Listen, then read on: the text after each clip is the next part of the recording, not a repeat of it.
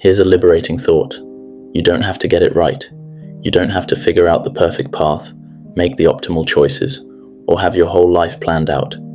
Because you're not trying to solve a problem with a single correct answer. You're running an experiment. And experiments are meant to be exploratory. They're meant to be messy.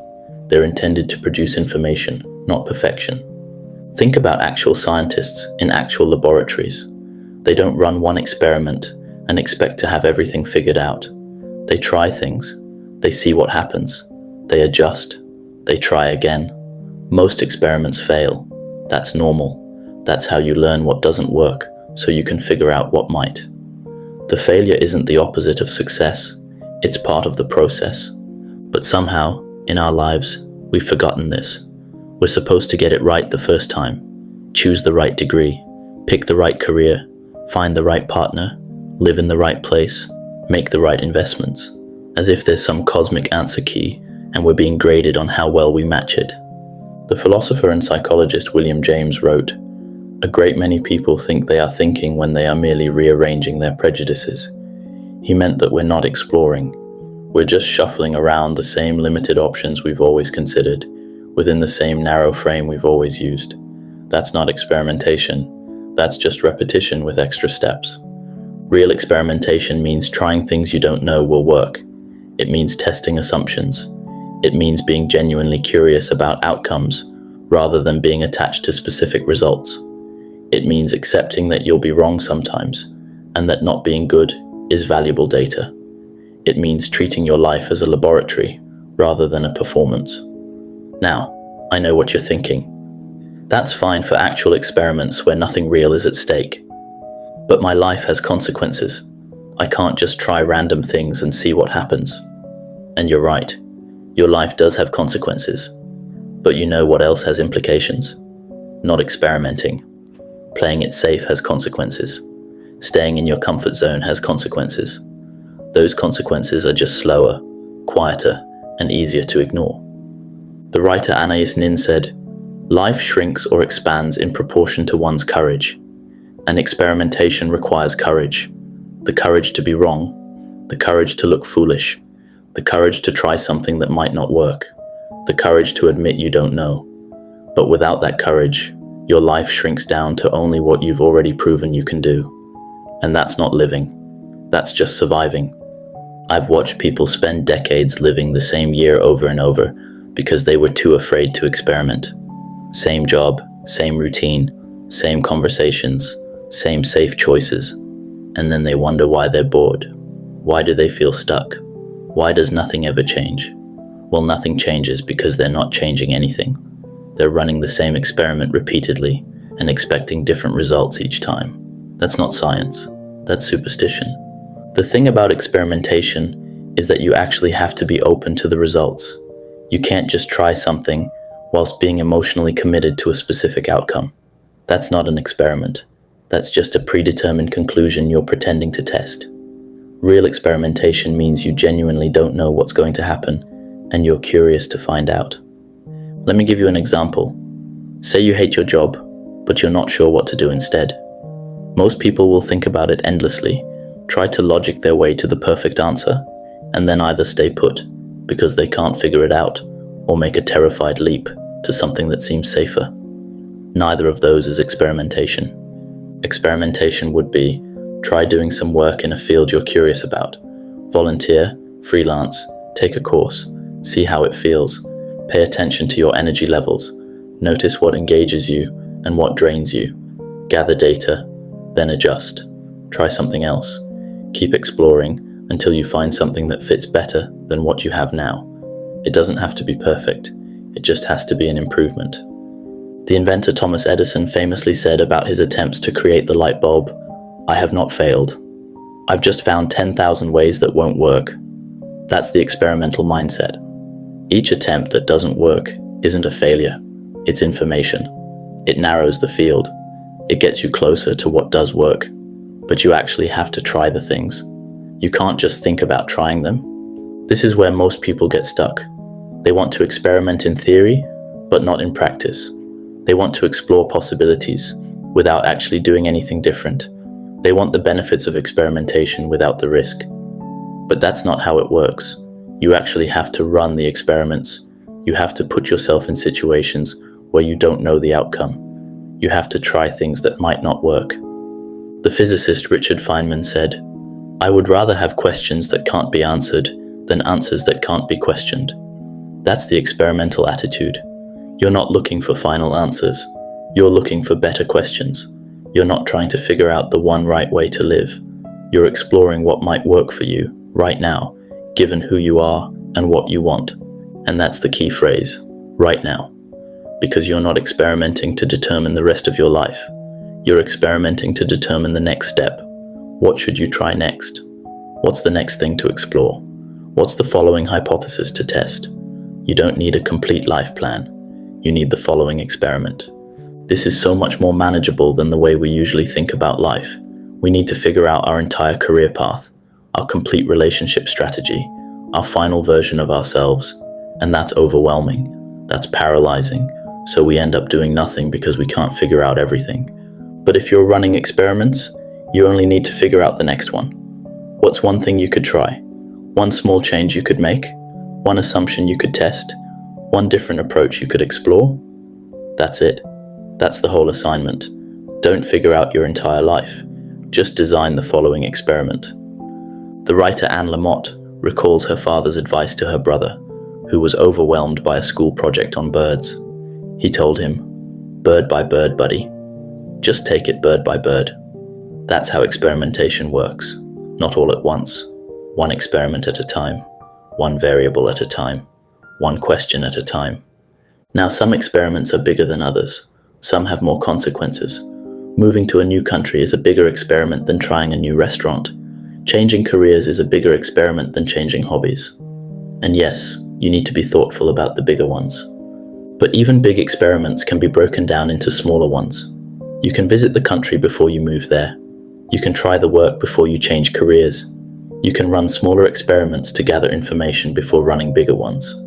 The key is maintaining what researchers call epistemic humility, the recognition that you don't know everything and you might be wrong. Most people have epistemic arrogance. They're sure they know what will make them happy. They're confident about what they want. They're sure about who they are. And then they're shocked when they're wrong. When the thing they were sure about doesn't work out. When they get what they want, it doesn't satisfy them. If you maintain epistemic humility, you're not shocked when you're wrong. You expected it. You were testing a hypothesis. It didn't work out. Interesting. Now you know something. Now you can adjust. Now you can try something different. You're not failing. You're learning. You're gathering data about yourself and the world. You're becoming better informed about what actually works for you, rather than what you think should work for you. The psychologist Carol Dweck, who researched growth versus fixed mindsets, found that people with a growth mindset treat setbacks as information rather than as judgments. They see failure as, "I haven't figured this out yet," rather than, "I can't do this." That's the experimental mindset. Every outcome is beneficial. Every result teaches you something. Nothing is wasted except the experiments you never run. But here's where this gets really interesting. You're not just experimenting to find the correct answer. You're experimenting because experimentation itself is what makes life interesting. It's the exploration that matters, not just the destination. It's the curiosity, the discovery, the learning. That's where aliveness lives. That's where growth happens. That's where meaning emerges. The mythologist Joseph Campbell said, "The privilege of a lifetime is being who you are. But you can only be who you are if you know who you are. And you can only see who you are through exploration, through trying things, through seeing what resonates and what doesn't, through experimentation. You can't think your way to self-knowledge. You have to live your way there. And who you are changes, so the experiments never stop. At 25, you're running different experiments than at 45. At 45, it's different from at 65. Your questions evolve, your hypotheses shift, your experimental design adapts to what you've learned. That's good. That means you're still exploring, still curious, still alive. I know someone who retired after 40 years in the same profession. Everyone expected them to rest, to travel a bit, to settle into a comfortable routine. Instead, They've spent the last 5 years experimenting wildly. They tried pottery, hated it, took up sailing, loved it, volunteered at a school, found it exhausting, started mentoring young professionals, found it energizing, learned to cook properly, discovered a passion. They're treating retirement as a laboratory. They're exploring, they're experimenting, and they're more alive than they were when they were working. That's what I mean by explore away, not just when you're young and supposed to be figuring things out, not just in designated experimental phases of life. Always, constantly, until you die. Stay curious, stay open, stay willing to be wrong, stay experimental. The novelist Ursula K. Le Guin wrote, "It is good to have an end to journey toward, but it is the journey that matters in the end." She understood that life isn't about reaching conclusions. It's about the exploration itself, the experiments you run, the things you try, the questions you pursue, the curiosity you maintain. But our culture doesn't support this. Our culture wants certainty. It wants expertise. It wants people who know what they're doing. It's uncomfortable with experimentation because experiments might fail. And failure is supposed to be bad. Failure is supposed to be avoided. Failure means you did something wrong. But in science, failure is expected. It's normal. It's productive. The only absolute failure is not running the experiment because you're afraid it might fail. That's the waste. Not the experiments that don't work out, but the experiments you never attempt because you're trying to avoid risk. The entrepreneur Seth Godin writes, "The cost of being wrong is less than the cost of doing nothing." That's the experimental mindset. Yes, you might try something and have it not work, but at least you'll have learned something. At least you'll have gathered data. At least you'll have moved. The alternative is staying stuck because you can't guarantee success. And that's not safety. That's just stagnation. So what experiments could you run? What could you try that you've been putting off? What assumptions could you test? What different approach could you explore? What would you do if you knew you couldn't fail?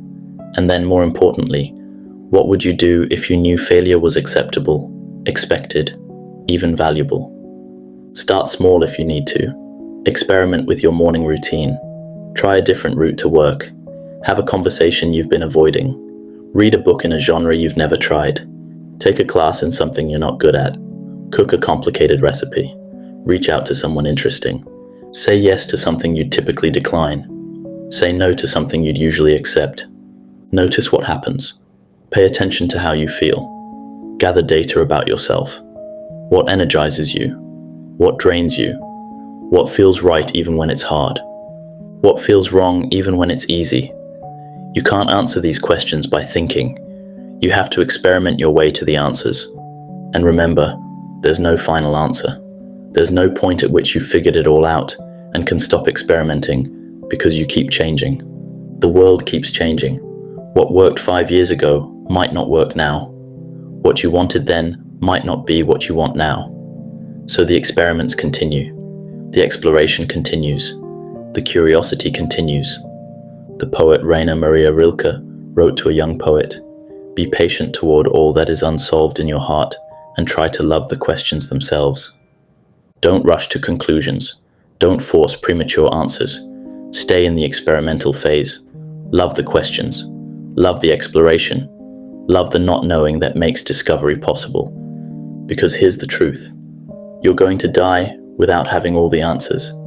You're going to die with questions still unresolved, experiments still running, explorations incomplete. That's not a problem. That's just what being alive means. You're not here to figure everything out. You're here to explore, to experiment, to try things, to see what happens. So explore away, try the thing, run the experiment, see what happens. And when it works, great, do more of that. And when it doesn't work, also great, now you know. Either way, you're learning, you're growing, you're living, you're gathering data about yourself and the world. You're treating your life as the experiment it is. And that's not just okay. That's the whole point. You're not a solved problem. You're a living experiment. And the only fundamental mistake you can make is stopping the exploration because you're afraid of what you might discover. So don't stop. Keep exploring. Keep experimenting. Keep trying things. Keep being curious. Keep being open to outcomes you didn't expect. Keep gathering data. Keep adjusting. Keep learning. Your life is your laboratory. You're both the scientist and the experiment. And the research question is simple. What does it mean for you to be fully alive? There's only one way to find out. Explore away.